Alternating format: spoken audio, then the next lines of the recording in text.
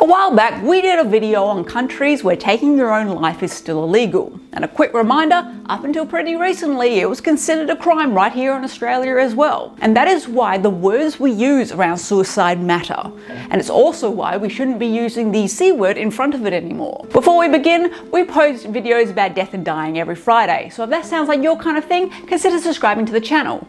Now let's talk how we talk about suicide. Back in the day, saying someone committed suicide meant the same thing as saying committed murder or committed robbery. They were literally saying that you committed a crime. That's where the phrase comes from. In many countries, including Australia, suicide is no longer a criminal offence.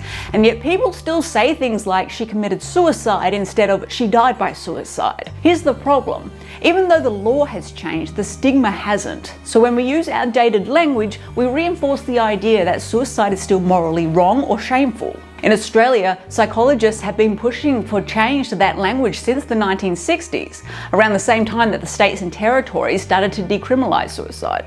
They argued, and they still argue, that if we want people to see suicide as a mental health issue, we can't keep talking about it in legal or moral terms. Why was suicide ever a crime? Now you may be wondering, why the hell was it ever illegal in the first place? Well, religion is gonna have to take the hit on that one. In many places, suicide was seen as a sin, a moral crime, a crime against God. And in some places, like ye olde England, a crime against God was also a crime against the crown. On one hand, the logic was, if we outlaw suicide, maybe we'll stop people from going to hell.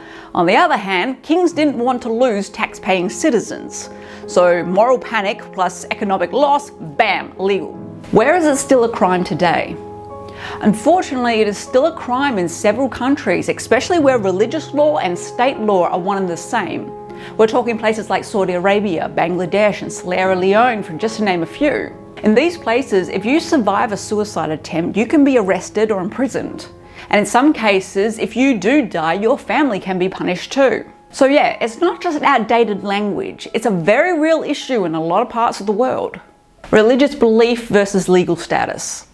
Even in countries where suicide isn't a crime anymore, people may see it as a moral wrongdoing.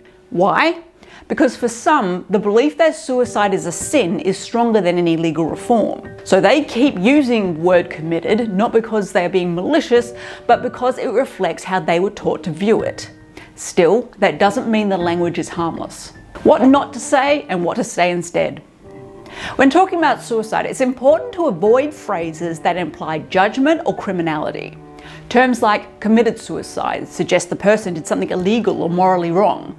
Completed suicide sounds clinical and cold, like they ticked off a to-do list. Successful suicide is especially problematic. Success shouldn't be linked to someone's death. And failed suicide attempt is both harsh and inaccurate. No one fails at suffering.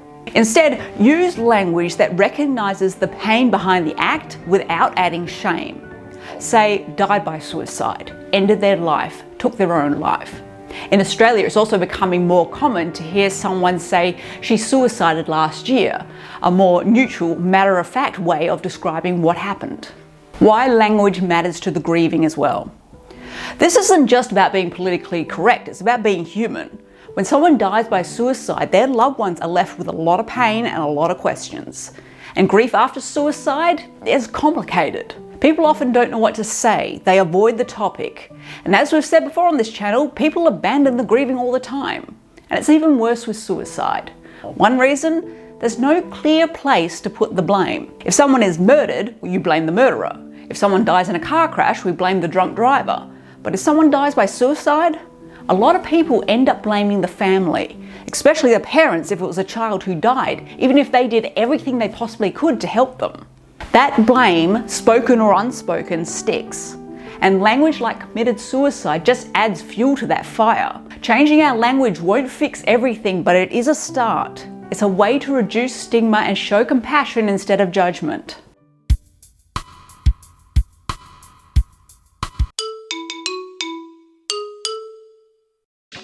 So next time you talk about suicide, stop and think about the words you're using.